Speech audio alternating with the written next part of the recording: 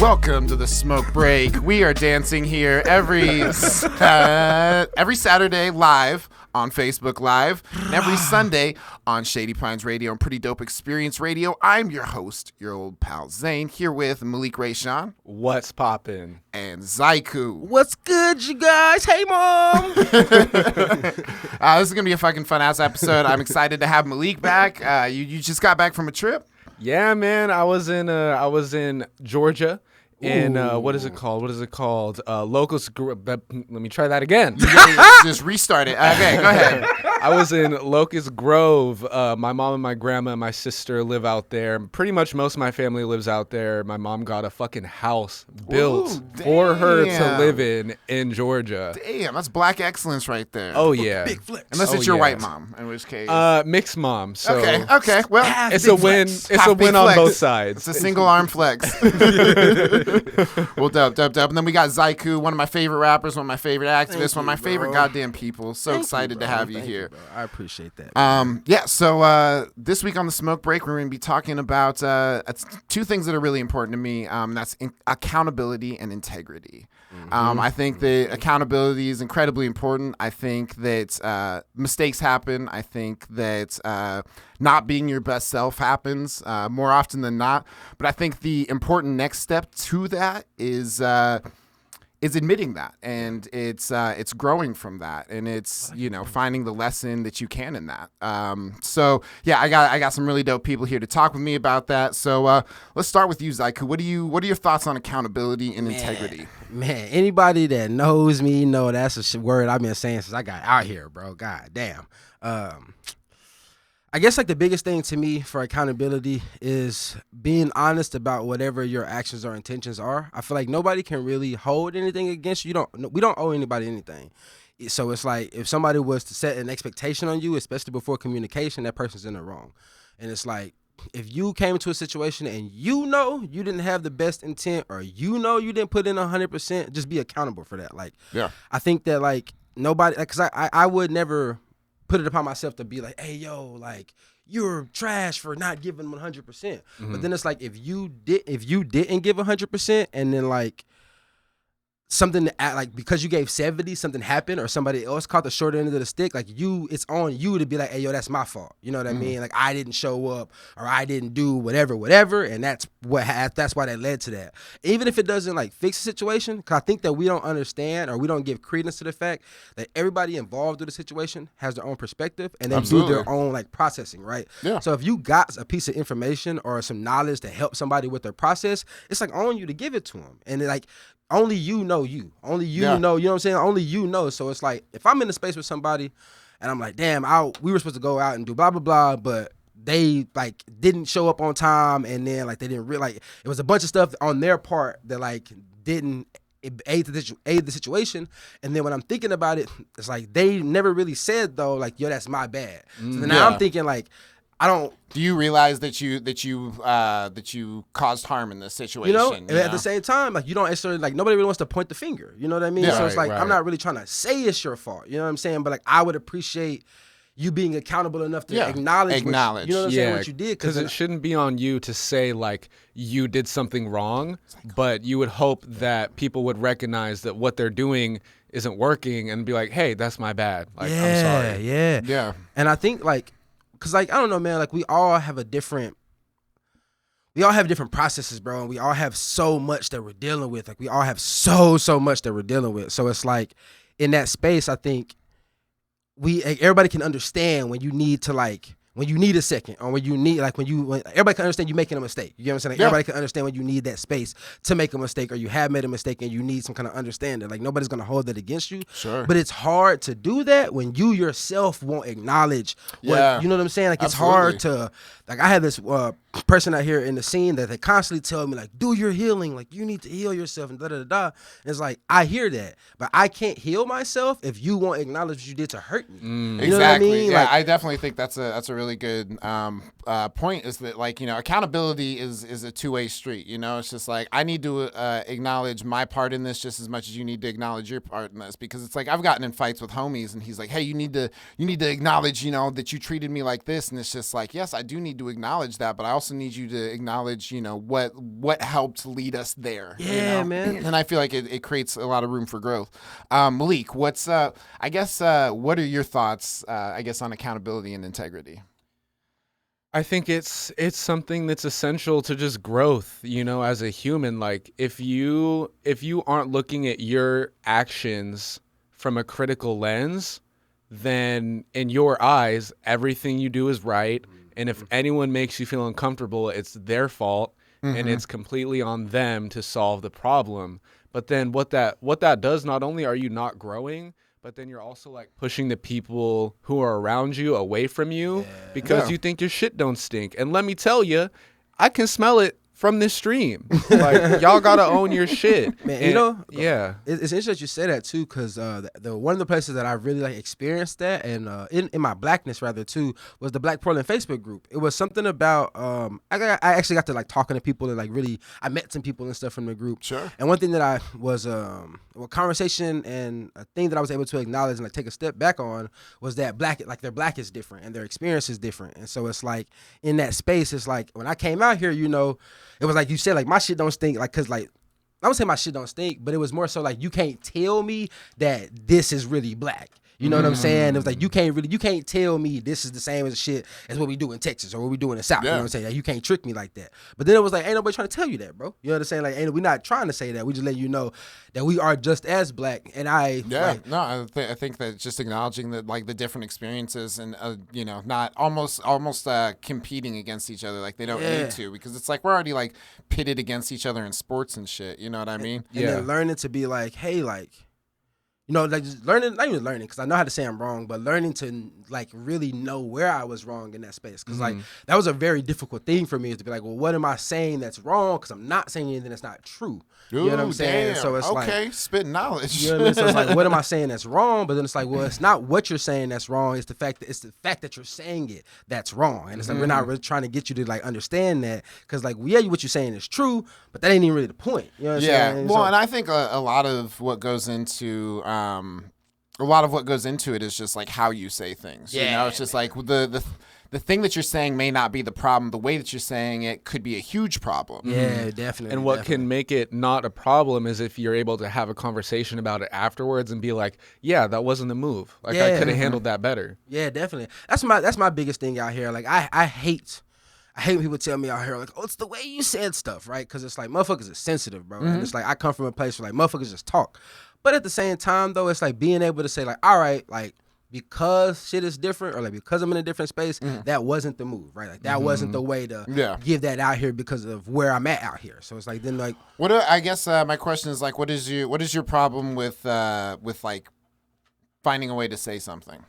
I think in Portland, like, people love to create narratives and love a narrative that makes them feel victimized and comfortable at the same time. Right? Something that they're comfortable digesting and accepting as a truth, and at the same time that it's not on their side. I feel like it's very hard for people to accept narratives that, like, force you to, like, take accountability. Like, it's like, ain't nothing happened to you, bro. You know what I'm saying? Like, ain't nobody but you affect you. You know what I'm saying? And another thing with being accountable is you kind of have to allow yourself to see that other people, like, just because you may have felt hurt by what they said to you, that doesn't necessarily mean they're anti-you. They just might not have interacted with who you are and what you they weren't feel pro for. that situation. Yeah, you know? That's something that, like, I find myself trying to, like, remind myself of, is that, like, people are anti-me. Because I feel like going back to the protest, like, motherfuckers were definitely, like, anti-me. But it was more so because of, like, what I was doing, or, like, what they thought I stood for, or whatever. And granted, like, that's, like,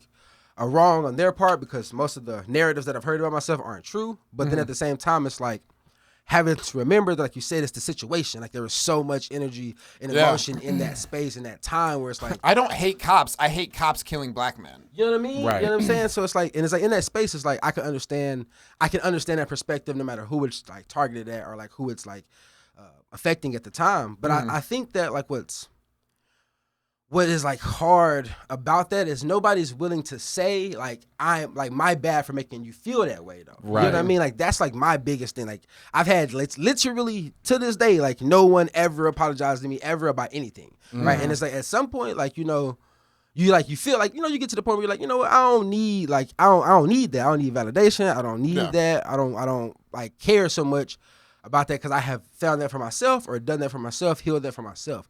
But then when it gets to the point where like something else happens or something like shit keeps happening and like nobody's ever once be like, hey yo, like my bad, bro. So I got a question. What do you think is the most effective way to take accountability? I think being able to, like you guys say, like listen, being able to like your perspective is your perspective. So I ain't nobody trying to tell you your perspective is wrong. But being able to hear somebody's perspective and be like, all right, like I can feel where you coming from. And because I can feel where you coming from, like I don't feel the same way, but I'm gonna acknowledge how you feel and I'm gonna take that step back. And that's what I do a lot, bro. Like I don't share a lot of sentiments with people, but it's like because I can resonate with where you're coming from, it's like fuck, like I may not feel the same way, but I cannot take that space from you. So you think you think like an important part of it is just acknowledging that they feel the way that they feel. Yeah, man. Yeah, I think if you could look somebody in their eyes and say, "Yo, I feel you and my bad," that shit would fix so much, bro. Because it's hard to have animosity for somebody after they say that. It's hard to hold on to especially when it's like it's real. When somebody's like willing to stand in front of your fire, and be like, "Hey, yo, I feel that. I'm sorry." Like it's hard to have that fire still. You're like, damn, like. Bro, sorry. You know what I mean? And like, it's hard to be upset with someone when you see that they're going out of their way to understand you. Like if I tell you, you made me feel a type of way and fuck you for it, it's like, okay, fuck you too. That's it. Yeah. But it's like, I hurt you and I don't want to do that again. Yeah. It's a different conversation. What about you? What do you think is like an important step in like taking accountability and showing integrity? You got to smell your own shit. You got to smell your own shit. You got to smell your own shit. You have to face first. You have to literally take it and just shove it into your face. You have to understand that everyone is flawed, and a lot of times the way that we move about life is going to show our flaws. The way we communicate with people, our flaws are going to show. And don't be mad at people for pointing out your flaws. Just recognize it and get better. One of my football coaches in high school, he was a weirdo touching teenagers' butts and whatever. But one thing that he said that really stuck with me that I think about a lot is that you have to learn to listen, and then you have to listen to learn. Exactly. And I'm like 15, like, what the fuck does that mean? Like, that makes no, you just said the same thing twice, but backwards. But it's real. Like, if you don't listen, you're not going to learn how to be better. And if you don't learn how to be better, then can't be better. You just won't be better. Yeah, absolutely. I think listening is, it's probably one of the things that I've found the most value in my life is learning to listen, because it's like everybody wants to talk. Everybody wants to talk and everybody wants to talk about themselves. But if you can give them a space where you are listening to them, I think that it shows that, that you take a genuine interest in them, because, if this person's used to always talking about themselves, this person's used to always talking about themselves, their normal interactions is them just competing with that. But I think that if you can be the person who's just like, they're talking and you're listening, it creates a space where they're like, oh, okay, this isn't just a competition of like, yeah, but my story happened and it was like crazier, or stuff like that. So I think you come into a space too where you realize like you really start finding middle ground with people. Yeah, like when you just like, I don't know, I feel like people hate listening to the ops. Like people hate listening to people that like oppose them in any form or fashion. But that's also how. Is that what ops means? Yeah. Jesus, I'm so white. Little side tangent, man. It's super, super funny, bro, because like I've heard so many people like not from whatever cut cloth that is, you know.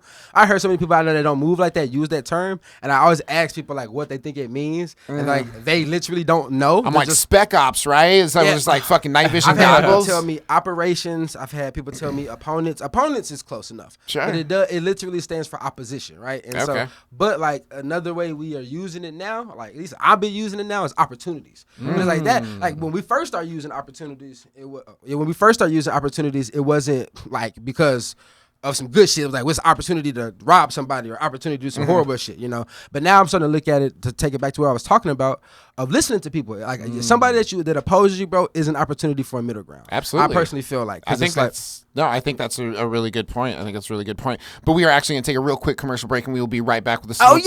Commercial breaks? Oh, shit. I'm on TV, Mom. Stickers by Sticker Ninja. They're more than just for your car. Promote your band or business or anything, everywhere. StickerNinja.com stickers can advertise your band, but how about your business, your event, or yourself? Sticker Ninja has a sticker to fit your need. Sticker business cards, bulk label stickers for your startup product, classic bumper stickers, and stickers in any shape or size for your art. Locally made, high-quality vinyl in full color, UV and water resistant. You design it, they print it, you stick it to the man. And right now, if you use the code SPR10, you get 10% off your order with free domestic shipping. Sticker Ninja's got you covered, and using SPR10 gives you an even sweeter deal. Check out StickerNinja.com and use SPR10 today. Sticker Ninja! And we are back with the smoke break. We are here every Sunday from 9 to 10 a.m. on Shady Pines Radio, as well as Pretty Dope Experience Radio, and every Saturday whenever we pop up. So keep an eye out for that on Facebook Live. So welcome back. We are actually going to introduce our next topic with Xaii Kuu. So go ahead and hit us with that knowledge, because I know you got it. You got it. So the topic that I want to talk about in the spirit of mental health is the mental health of people of color, specifically Black people, when we have an interaction with somebody adopting or appropriating some other culture, when it's ours or somebody else's. Like our processes for that, how it makes us feel, and then like the respect what we would like to see given to that, because it's different for everybody. So your question, I believe, is so if I see appropriation, like how does that make me feel? And if it's going to happen, what is the best way to go about it? Yeah, what's your process? How can white girls with dreads wear dreads and not get shit? This is where we're trying to get to. Not for the white girls, but for our mental health. Yeah, exactly. Yeah, this is for me. This is for me, not for you. I don't have dreads, so I guess I'll let one of y'all speak on it. Well, shit, man. I think they look good. It's don't tell anybody. Don't tell the Black community. I said, don't put that in the Portland. Oh, man, we cannot put that in the ether on Black people. Cut it. So this is the thing for me. I feel like there's a really fine line between appreciation and appropriation, and I'm gonna give you two examples. We'll look at white passing women with dreadlocks, or just people in general. Mm-hmm.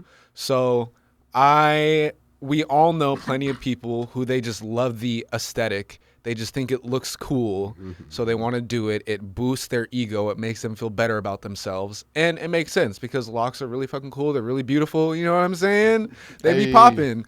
But then, so that's like obvious blatant appropriation. I don't have respect for that. Yeah. I have empathy for it. I understand that our culture is like fire. I get it. As fuck. But at the same time, I don't respect it. What I do have more openness to observe is, let's say, a white passing person who is maybe of native descent, any type of Afro or Latino, Mexican, I don't know how to say the right things these days. Right. But someone who is of we don't know what's PC anymore. So. Right, but let's just say they have a person of color in their family who they grew up around who wore dreadlocks. And it's their favorite uncle. They spent their whole life growing up like having, their uncle's hair is their favorite part of them. It's in the family, you know what I'm saying? It's a part of that family culture. When I see that, and then when I see that person to grow up and get their own set of locks as a white passing person, the first thing that I feel like I need to do if I see someone who to me looks white and has locks, I'm going to ask them their history. I'm going to ask them who their family is. I'm going to ask them why they have them. And if it's about how it looks, I'm not having it. If it's about lineage, if it's about culture, if it's about respect and honoring like the legacy of what's come before, I fuck with it. Yeah, I think I'm the exact same way, especially when it comes to dreads.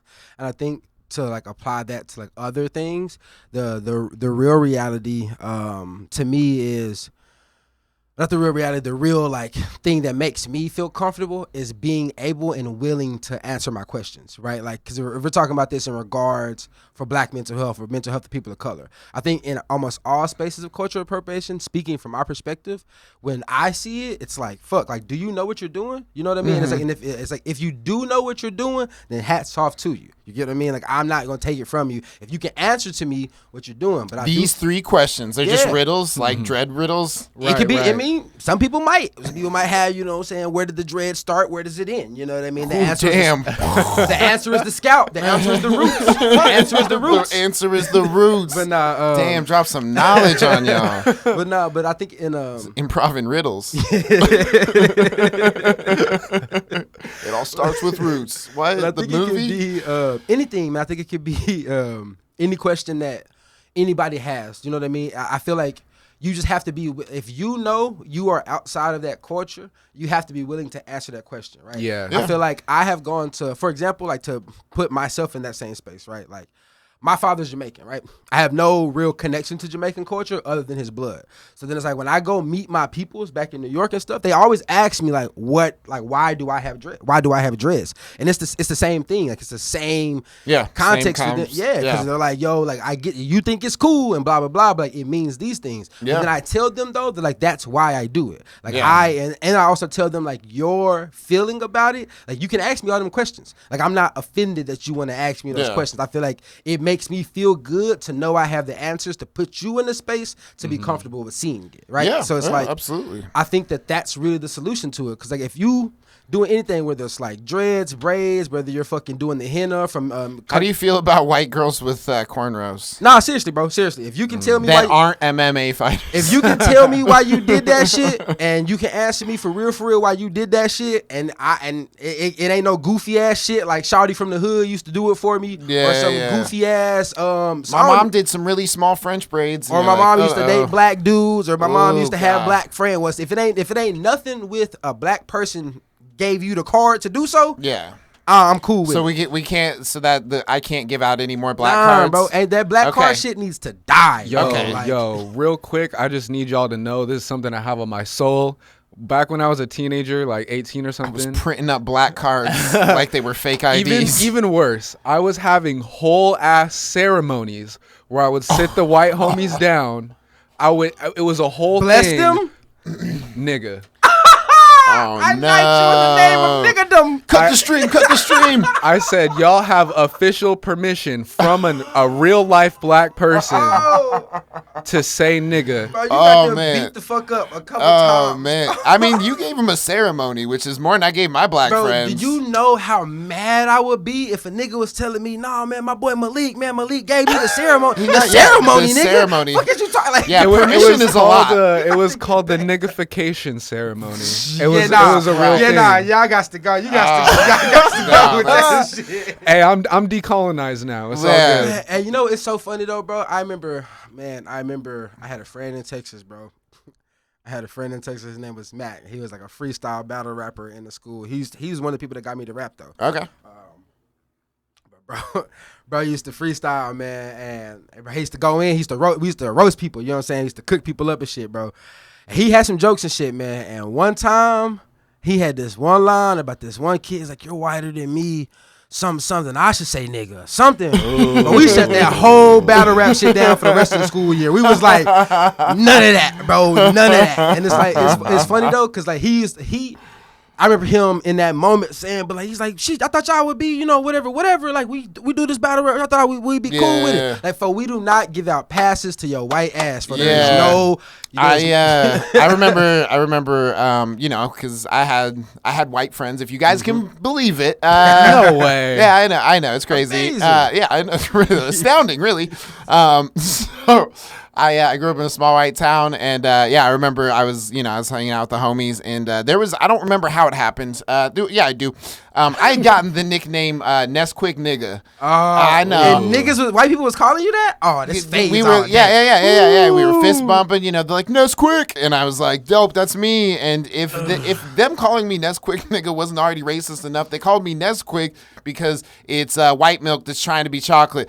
Oh, all the levels, all the offense. Man, there's a black Jesus I'm going to have to answer to for that. But you know something that's so interesting to me? Like going back to the thing we were saying earlier, that's something that I learned, bro. That experience is very real in this region. That experience is and it's not y'all fault. It's like no blame or disrespect. I'm just trying to fit in, guys. No, seriously though, it's a survival mentality. It's a defense mechanism. It's a very real, like, I wish there was more psychological studies done on black people from this region. Yeah. I feel like there is a lot to understand about internalized racism and about like protecting yourself from whiteness by being anti-black almost. Yeah, sure. You know what I mean? That's like absolutely. It's something to it, bro, because it's like it's moving to me because it's like, man, like not only could I couldn't fathom that shit. Like I know for a fact there are white people who like take that still to this day. You know what I mean? Like they're still carrying that. Yeah. Like, oh man, like, oh no, my friend said it. And I'm cool with black people. Like I had a friend we used to call Nesquik nigga. You know what I mean? Like there's, you know what I'm saying? Like when you say it, it sounds bad. but that's my thing though, man. I think like what people don't understand, man, is that like even like with the conversation of cultural appropriation,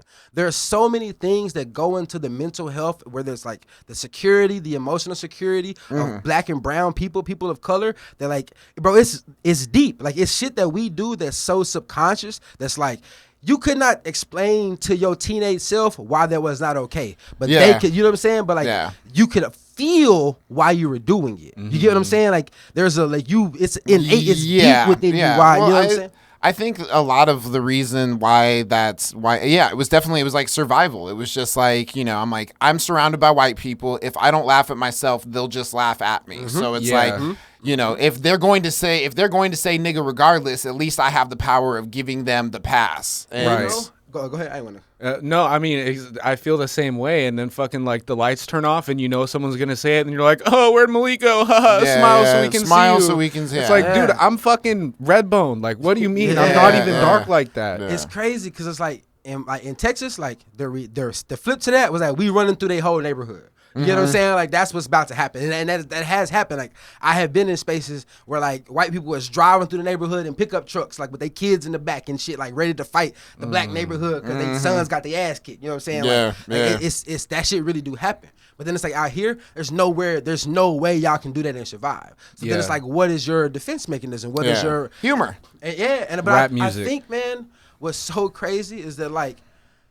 For you, that's a defense mechanism. For the people that's on the other side of that, for the white people on the other side of that is some of the most overt racist behavior. But then it's like, these are some of the same people that probably to this day listen to rap music. They probably to this day will come to your show. They're probably you know what I mean? So well, I mean, I think a lot of that racism too is just like understanding that like a lot of people aren't ill-intentioned. I think a lot of people don't. You look like you're just like, I will fight you on this. I really don't because I think like, there's a certain amount of like I don't realize I'm fucking up, and there's a certain amount of like I've told you that you're fucking up, therefore at this point you now have to make a decision whether or not to acknowledge my feelings or to fucking ignore them. But I think that there's a lot of shit that like coming from a small town, like I would say that like I have had a very unique experience being both black and white and growing up in white places, and later in life spending time around black folk. Like I understand where everybody's coming from. I understand why white people are like, yo, why can't I say it? I understand why black people are like, don't fucking say it. I understand that. And I think that, there needs to just be like a certain amount of like compassion to like, because the thing is that you take people who aren't racist and you make them out to be racist and then you almost create racists. Yeah, that's true. That's true. I definitely feel like coming out here, especially with the protests, like that's something that like I have learned is that like a lot of the time on the other side of the fence, it's just ignorance and lack of experience. You know what I mean? Like, it's not ill intent, but I feel like sometimes that is a scapegoat for people who have like I'm in the comedy scene. I didn't mean anything by it. It was a joke, and that's where it's like, no. You know that it's a problem, and you're fucking ignoring it, and that's a different situation. So it's like I do agree that it takes a level of compassion to really like find the middle ground there, and I do believe that like a lot of times it's just ignorance and lack of experience. Yeah, like, most motherfuckers just don't like. I did not know you would feel that way, bro, because like I've never met somebody who would possibly feel that way. Yeah, you know what I mean? exactly. People do well socially as much as they know how to. Yeah. Until they realize that they're not doing good enough and they have to be accountable and do something different.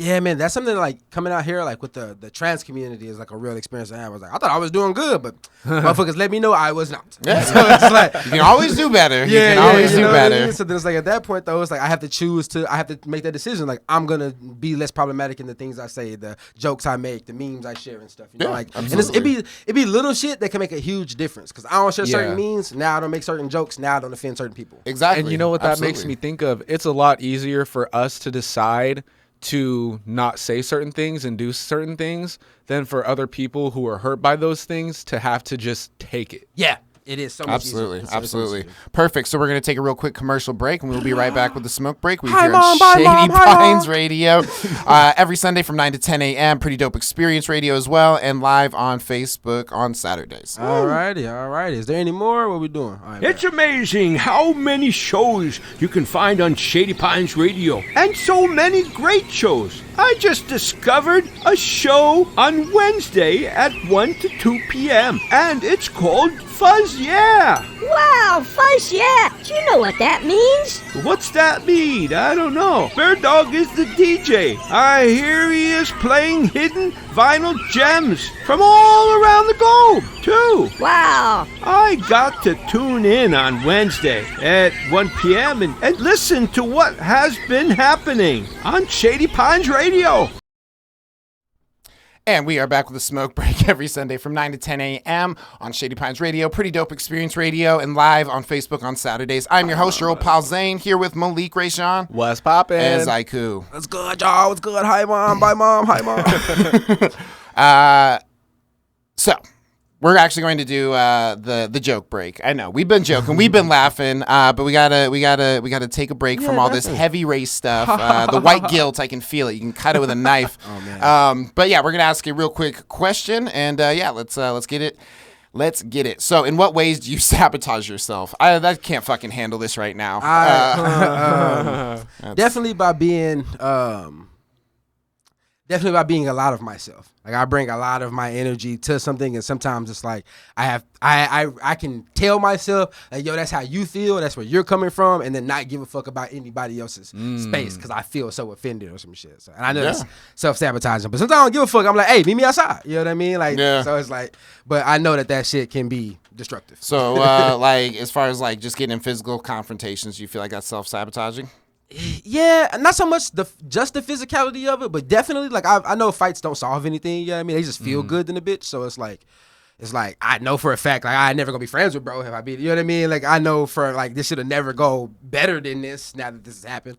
But like at the same time though, like when it comes to the physicality of shit, like people need to get the shit slapped out of them sometimes. Absolutely, I'm a firm believer. Like Yes. I don't think you should beat your kids, but I do think that you should just pop them just one time. A you quick know? ass, but you can Just tell like who ain't never like a had pop, a backhand you know? in their life. You know Oh, what I'm yeah. saying? A mama's backhand will change some shit, bro. And it's Oh, a lot of absolutely. white people saying nigga that. Yeah, quick absolutely. ass. Hit them like undercover brother. On me, bro. It's same, man. But no, just being a lot of myself. Yeah, You know? being a lot of yourself. What in what other ways do you think that you being a lot of yourself? Do you think like just the energy you bring? What's the kind of an example of the energy that you bring that you feel like might be overwhelming to somebody? I feel like I'm not necessarily overwhelming. Like for example, right, there's a group of guys out here that make music and stuff. I'm not gonna drop names, or whatever. But I was in their music group when it first started. And then we had like a manager, this woman, I don't know the proper term. I don't want to be problematic, you know, but this person. Yeah, this person. She was our manager. And then me and her started hooking up or whatever. That shit brought drama into the group and everything. It got toxic as hell. But I took a step back. I was like, hey, yo, you know what I mean? Like, I acknowledge that, like, because I start fucking with Shawty that's fuck stuff up. So what do y'all want to do about it? Y'all want me to step out the group, or what y'all want to do? We had decided as the three of us that we were going to tell Shawty that we didn't want her to be our manager anymore, because they also didn't want me to not fuck with her. They were like, we ain't trying to stop that, bro. You know what I mean? Yeah, it's yeah. like that shit kind of So they worked with you on it. Right. Until we had a conversation. Shit was cool. We worked it out. We decided whatever that we wasn't gonna do that, but she didn't take it the right way because she thought it was kind of blindsiding. So then she called him, said, "Hey, what's this about?" They switched the story up. They was like, "We never said we were gonna do that." Oh, that's cool. But then we ended up like getting shit together again at this event, and we decided we were gonna do that, and then we were gonna like work together and keep like I was gonna keep making music with him. About like 2 weeks after that, 3 weeks after that, I find out like, cause I got a song with the niggas and shit. I find out I'm off the song and niggas done kicked me out the group, but niggas ain't told me nothing. Niggas ain't told me nothing about nothing, bro. So like for like the longest, like I've been telling niggas, I told them when I found out the shit, I hit them up in the DMs and whatever. I told them like, I'm not fuck with y'all, but like don't see me and think it's gravy, folks. Like y'all know how I'm coming, y'all know how I'm built, y'all know what I be talking about. Like don't see me and think shit finna be cool. And then I did see one of them niggas. I seen them at an event. I think one of the Juneteenth events last year. We performed the same event. Niggas was like, "What's up?" I'm like, bro, nigga, don't even talk to me, bro. I told y'all what it is. Like, you lucky we at this event, or it really phased. You know what I mean? Like that make me feel disrespected. But it wasn't even on none of that. And then I saw one of them at a train station, and bro came up to dap me up. I was having a bad morning too. Bro came to dap me up and was like, he came. Was like, what's up, bro? I looked at that nigga. I was like, bro, you know what, like, you already know. I've been telling you what it is. But then, like, the literal, like, hour later, I was thinking in my head, I was like, man, that's me being me again. You know what I'm saying? Like, bro, like, he didn't have to. He clearly already knew what it was. There's a reason he felt the need, you know what I'm saying, to do that. And I'm going to reach out to bro soon. I still haven't. But it's like, please do.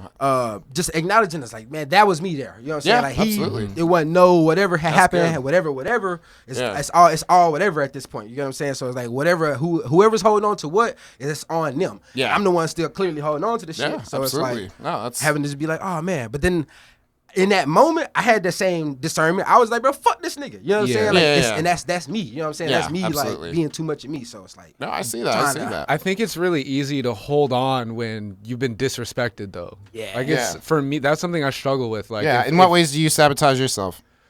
I would say just like not taking care of my body. Okay. And my not taking care of my mind and my body. Yeah. And I think for me, I'm so addicted to things that feel good to do, which 9 times out of 10 looks like me staying up until 5, 6 in the morning in the studio, making music, making videos, whatever, playing video games. And then I wake up the next day when the sun comes out. I can't not wake up when the sun comes out for some reason. Sure. And I just feel like shit. And then I don't want to do anything that day. I don't go to the gym. I barely eat. And I'm like, okay, well, it's 4 o'clock in the afternoon. I could probably like get in the studio now. Hungry as fuck, dehydrated. Sweat, and shit. All that shit. I know exactly what you mean. And it's just like, I would be able to show up at such a higher level in all the different spaces that I'm in if I was putting that same amount of effort into making sure that I'm taken care of, making sure I got food in my belly. Yeah, that you're going to bed at a decent time. Man, like I just don't go to bed. I just take a nap when the sun comes out. Yeah. Honestly, no, that's probably a good way to put it. It's a terrible thing to do, but a great way to put it. It's terrible. So I would say, like, for me, putting pleasure in front of, at the absolute forefront. That's the same reason I was addicted to weed. That's the same reason I'm probably still addicted to sex. You know, it's really difficult to say like my needs that are going to allow myself to live and to live well are more important than just whatever's in this moment. Like I can get back in the studio tomorrow when I'm rested and when I'm full. On that note, bro, I literally like just recently almost fucked myself into a heart attack. You ever like, cause I'm addicted to sex too, bro. You ever get to that point, not to be TMI or whatever, but you get to that point where your body, like you're about to come, but your body won't let you cause you like either have come too much that day or you're like tired and shit. I've never been there. What? But go on. Bro, so there's this point, like if I've come like 2 or 3 times that day, the third or fourth one, like it strains my body. Like I can feel my muscles like trying to make you come and shit. Got to make something, otherwise he's not gonna stop. Exactly, right? So So I have the same thing though, like, cause I'm like medically diagnosed nymphomaniac. I have like libido issues and shit, right? But I got the same thing where like I don't have that ability to say, well, like, here my body is saying this, so we're gonna do this, right? Like, I don't have the ability, like, no, this shit for A1. So then I forced it out, bro, and legitimately. Well, my muscles were spazzing, my heart like felt like it stopped beating. My sound, my ears went numb, my feet and hands went numb. But like I'm laying on the bed, like fuck it. Like, I'm laying on the bed, like, hey, you know what I mean? Like shit, hey, God, that's the price. You know what I mean? God calling me home. You know what I'm saying? God calling me. I'll die doing what I love. Wow. That's wow. That's wild. So Malik said they ain't been there, but I feel you, Malik. Now I feel like I got work to do. Yeah, I got a goal work to harder. aspire Yeah, to now. yeah. You know. Dream bigger, dream bigger. I guess in the ways that I sabotage myself, I guess a lot of times I put myself in positions where I'll fail, and then the failure is because I created the failure, you know? And it's like, I didn't technically fail. I, lost on purpose, and I feel like that's something that I catch myself doing like a lot is, Powerful. it's fucking, I feel powerless to it. Because it's almost like a control thing, it's just like, like I didn't lose this. I took this away from myself, like, and it's, it gets to like a toxic point where it's like, it's basically taking the things that I care the most about and being like, all right, cool. That's gone. So now it can't be taken away, because it's like, I feel like my biggest thing whenever I have anything is worrying about when I'm going to lose it, which makes fucking having anything pretty much become pointless. It's like, why would I get more stuff? I'm already afraid of losing the stuff that I have. And if I have more stuff, that's just more stuff to be afraid of losing, So it's like, I guess it's catching myself and realizing that's like a pattern that I have. I guess with you, Malik, is there anything that you have that you kind of catch yourself like intentionally sabotaging, that way you can't lose it, or do you protect the things that you create very, very with a lot of intention? I think a pattern that I've noticed is I will create a space with intention, and I'll show up really, really good in that space for like a month, maybe 2 months. We're coming up on 2 months. Fuck. And then I don't know. I think I start to recognize, like, okay, this is a thing that's happening. And that's also why I'm trying to be really consistent with like my music and my video output, because it's getting to that point now. 3 videos in a row. I got something else coming out on Wednesday. This is where I would drop the ball. This is where I'm like, this is an actual thing that's happening. Now I'm just going to not show up. And I don't know if it's a conscious decision as much as it's like a subconscious inability to follow through with something really fucking good. And I feel like I'm only just now starting to be at the stage of my life where everything that's going on, every space that I'm in is a space that I want and need to be in. So this is like uncharted territory. And I don't want to fuck anything up, but just looking back at how I've self-sabotaged in the past, it's that, strong start and fizzle out. Yeah. What about you? Do you catch yourself self-sabotaging in the sense of like control? I definitely, there are definitely things that like are times, especially recently, where I find myself like creating these like enemies in the space. You know what I mean? Where it's like, it's like I'll know like, somebody's gonna be there and we have this experience, or these people know this person, so they're probably gonna have this. These people know this person, so they're probably gonna have this like perspective or disposition of me or whatever, and like creating all of these like obstacles to like overcome, and then like. Well, I feel like it becomes like a control thing where it's like, I'm not failing. These people are making it so I can't. Exactly, right? And then I get to the point where I'm like, I'm just not fucking with none of that. You know what I mean? Where it's like, I won't even show up. I won't even go. I've had a couple events recently that have passed where people are like, oh, man, you got to come out.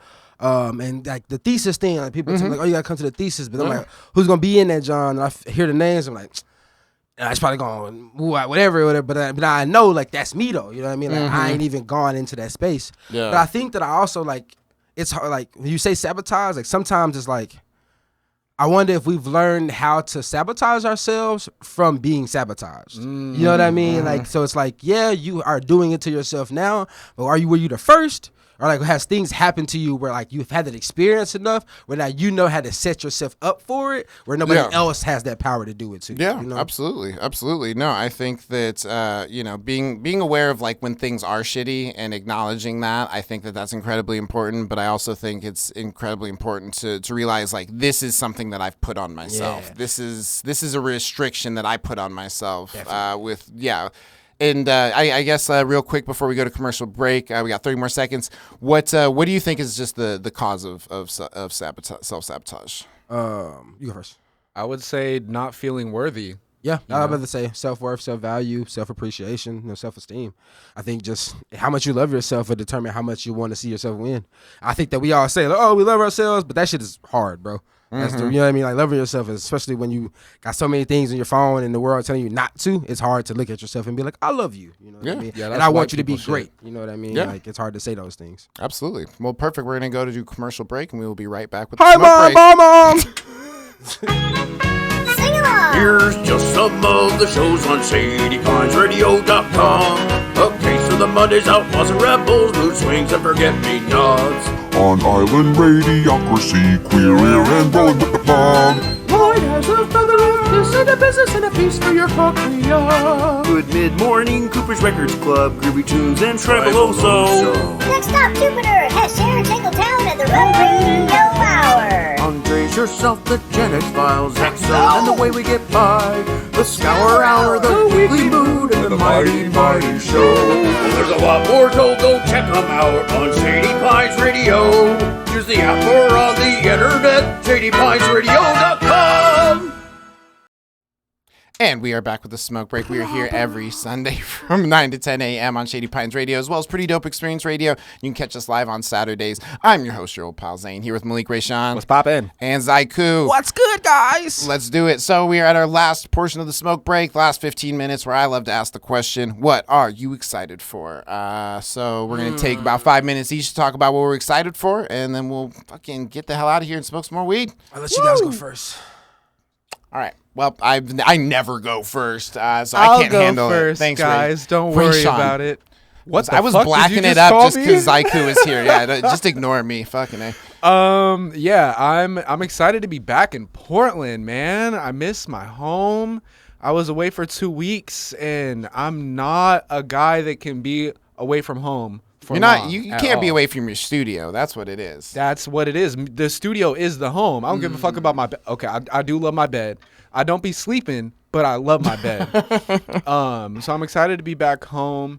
I'm excited to be in a space of experiencing abundance, abundance of connection, abundance of opportunities, Opportunities. a lack of ops as in oppositions. Hey, got that's a friends out callback.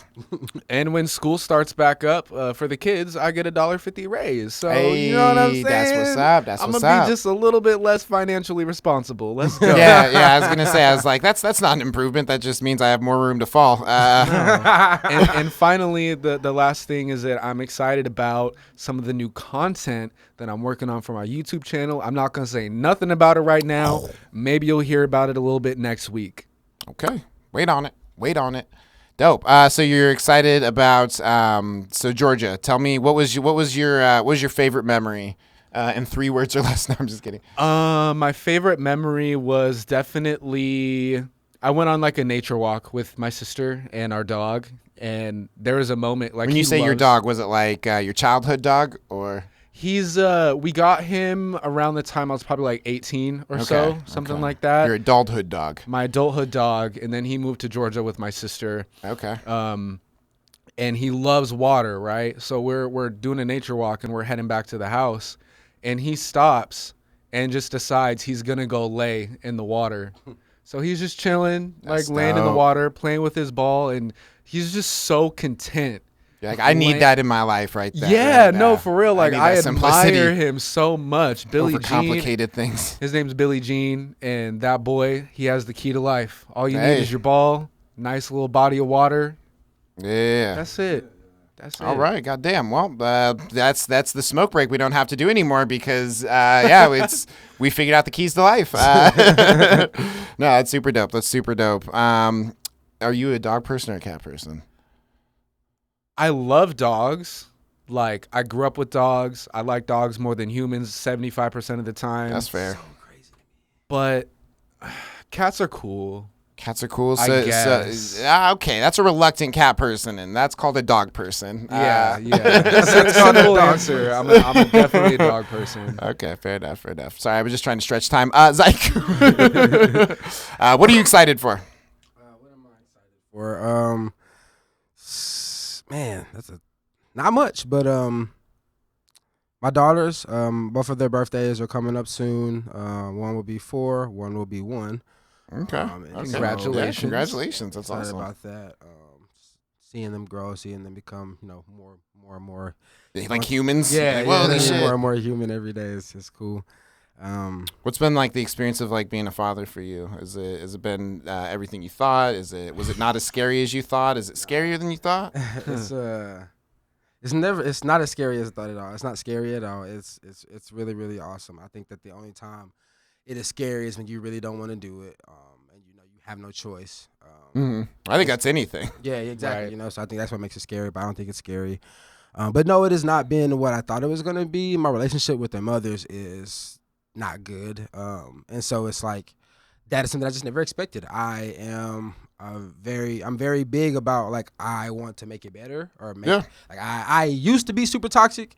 Had my first daughter, and just literally held the shit to my face, like we said earlier. You know what I mean? Like really was like, be better, bro. And so in that, with wanting to hold that up, like it's frustrating to me that I can't seem to figure that out with their moms. I can't seem to figure out how to build a bridge. But that's just because both of them don't really like me. So it's like, you didn't expect it, like how you have babies with somebody you don't like. You know what I mean? So it's like a very like all this shit is just shit that I didn't expect. But I will say though, that it has been one of the most eye-opening experiences, especially in the space of accountability and self-growth. I feel like if you are a man, a cis hetero man, and you have a daughter, like you have to undo shit. Like you have to, or like you're going to be a bad father. You know what I mean? Like there's just no choice in the matter. So I think that is something that like I needed. You know what I mean? Like What's like the biggest piece of reprogramming as like a cis het male? Understanding that a woman's value has nothing to do with the relationship with the man. Like it has no relationship to any man, masculinity, anything. Yeah. You know what I mean? Like that was something that I didn't realize how deep it went, how much I affiliated the value of a femme person with their proximity to a male masculinity or being in a relationship with the man. Like, to the point where like I almost like did not consider lesbian women in like my thought of women. You know what I mean? Where it's like, you know what I mean? Like little shit like that's a big thing, but like the subconscious nature of it was like shit that I wasn't consciously tuning them out. But then realizing like, oh, that's because they do. So like I have no reason to consider them, and that's toxic as shit. You know what I mean? So But I mean, like I think coming to that realization, and even being able to admit that, like you know, that takes a lot. You know, like coming to that realization is one thing. Being able to admit that realization is a completely other thing. Looking at my daughters, bro, I'll be like, man, I go through this process because I never want them to talk to the person I used to be. So it's like I don't want y'all to know. You know that's what I mean? good. Like, That's I good. don't I want like y'all to that. ever have anything to feel. I don't want y'all to know shit about the old me. So it's like I'm going to kill him off before y'all get to the space where y'all can really ask me questions. So by that time when you ask me real questions, I got real responsible, like good answers for you. Yeah, absolutely. Would you say being a dad has helped you be more accountable in your life? Hell yeah. I think being a father is what made me care about accountability so much, because it was like the first thing I could not point fingers at nobody else around my daughter if I wasn't the best thing for her. And so it was like, if I'm not in the space where like I know for a fact if she's with me, this is the best space for her. So like if I let you babysit or if you have a proximity around her and it's not up to my standards, I can't really point that finger at you if my standards ain't shit. You know what I'm saying? So it's Absolutely. like, just trying to be, because like, there's also like that level of being like, your shit don't stink, right? And so it's like trying to also stay away from that because I'm a man. So it's like there are certain things that like I cannot provide these young girls. roles. You know what I mean? When it comes to perspective and experience. Like, not to be like I believe in gender roles too much, but I do know my gender identity, and I don't know theirs yet. But there's a chance. You know the limit of what you can teach. Exactly. You know, and You know what I mean? that's I don't think that's putting anybody in a role. I think it's just understanding your own. Exactly, right? And so it's like trying to, like, you know, reminding myself that, like, hey, like, you're not going to have it figured out. But if you're trying to be the best and you're really, like, are accountable and putting real effort into being the best, then she will have the best experience because you'll make sure of it. And I do believe both of their mothers. I like, as much as they don't like me, I think that nobody else should be their mothers but them. So it's like, I know I can trust them to do that. So it's like getting my space to the space where I can trust myself to do that. Yeah, absolutely. No, that's super dope. I love that when you talk about their moms, it's not from a place of like spite or malice or anything like that. Yeah, bro. Like, it's definitely like, I am frustrated with them. You know what I mean? But I know for a fact, like, that's toxic. You know what I mean? Like, there's no, like, for one, I made a child with these women. So it's like, there's no need to act like they weren't attractive or whatever before it is. You know what I'm saying? So it's like, I'm not going to do that. And then it's like, everybody, like, our personal experience with each other as far as our relationship doesn't really play into parenting unless we allow it to. And so it's like, the one way I'm not going to allow it to play into parenting is like negativity. So it's like, I might be frustrated with their mothers, but I'm not frustrated with them or their mother's parenting of them. You get what I mean? Like, I'm frustrated with your mother, but not how she is raising you. So it's like, never am I your mama ain't shit. Type shit, you know what I'm saying? Like, that shit ain't really cool, because it's like, is she not shit to me? Possibly. But like, is she not shit to me? Possibly. But that's not even true. But like, I could feel that way and still be like, but she's a great mom. You know what I'm saying? Yeah, like, absolutely. And you got to be able to have that discernment, you know? Yeah, absolutely. Zane, what are you excited for? Man, I'm glad I didn't have to prompt that. If you're watching the live stream, what am I excited for? I didn't even know. Let's see. What am I excited for? I'm excited. I have a show tonight, so that's going to be super dope. I'm going up to Grants Pass. I'm doing my musical comedy act, so that'll be super dope. Got like 30 minutes. Ooh. 30 minutes. That's a lot of minutes. That's a lot of minutes. It's a lot of minutes. You on stage, say. Yeah. If it's not going well, it's not going well for a long time. But then if it's going good, it's like, It really it'll do be feel gone. like that, bro. Dude, it seriously does. It seriously does. I'm super stoked to be doing that. Let's see, I had a show last night that went well. Like last time I did this, the smoke break, it was like I'd fucking bombed like 7 mics, like 7 shows. Like I bombed like 3 shows or 3 mics, like, and I just quit my job, and I was just like, I quit my job to perform, and then bombed everything after that. That had to hit. Oh, fucking A, man. And I was like, I need one of these to go well. And yesterday was that one of just like, oh yeah, there's a reason you're doing this. You are good at what you do, you know, and if you're not good, you at least know that you're not good and are working to improve. So, I think that, I'm looking forward to performing a little bit, and I'm also looking forward to taking a little bit of a break. Like Thursday, I think it was Thursday. Yeah, Thursday I went to go hang out with the homies, and some stuff came up, and it just like, it really exhausted me, and it put me like to like a point where I kind of just sat there, and I haven't really just sat somewhere like fucking in forever. Like I haven't just sat. Like, because like my phone is always, I have to send this message. I have to work on this song. I have to work on this joke. Did you get the podcast going? And it's like, I was fucking sat and counted it out that day. I was just like, I'm doing 5 fucking things. I'm doing comedy. I'm doing music. I'm doing 2 different podcasts and a radio show. And it's like, and it wasn't until I sat there and fucking lined it out that I was just like, I'm doing a lot, and I'm allowed to be exhausted. You know, I'm allowed to be exhausted. I'm allowed to take breaks because, you know, usually I'm about like pumping out content by like that point in the week and and I like, you know, I told Dez, who's somebody else that I do a podcast with, check out Off the Cuff with Dez and Zane. But I just told Dez, I was like, hey, like I seriously don't have it in me today. Like I'm not going to be able to get that stuff to you, and I don't think there's been a day where I haven't gotten that stuff to you. But this is that day where I just have to sit and be like, I'm a human. I'm a human who needs to breathe. I'm a human who needs to feel. I'm a human who needs to just acknowledge my humanity and just fucking, I'm not a robot.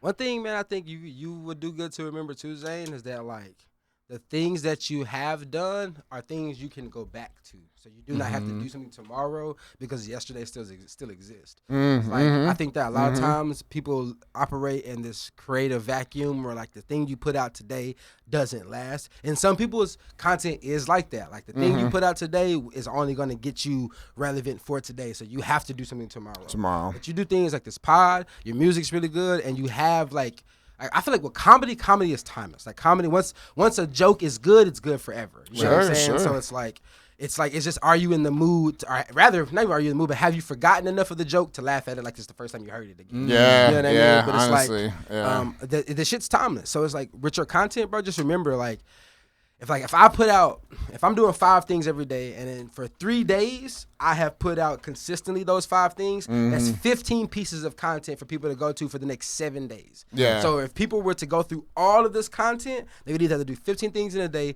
2 things a day per week, or it'll take them 2 weeks to get through all my content. Oh. So you have a space of at least a week before you have to hit one of those 2 again. You know what I mean? Yeah, it's like honestly. you're flowing consistent. I'm not telling you to slow down your flow or nothing. No, please do. I need it. Keep it up to where you are like in the space where you feel comfortable with your output, but don't like let your output put you out. You know what I mean? You know what I'm saying? God damn. And on that fucking note, that has been the Smoke Break. This has been a fucking blast. We are here on Shady Pines Radio every Sunday from 9 to 10 a.m. and on Pretty Dope Experience. And then we are also live every Saturday. I've been your host, your old pal Zane, here with Malik Rayshawn. What's poppin'? And Xaii Kuu. Yeah. And I guess I got to drop the socials and Yep, shit. socials real quick. Instagram, Xaii Kuu with 2 underscores. It's a picture of my baby doing her little jig on that thing. It's only one me. So, you know what I'm saying? Look it up. But it's Xaii Kuu on everything. That's Spotify, SoundCloud, Apple Music, Instagram, Facebook, Switch, Xbox Live, PSN, everything, bro. I'm a hit on Switch for sure. All right, check it out. Already.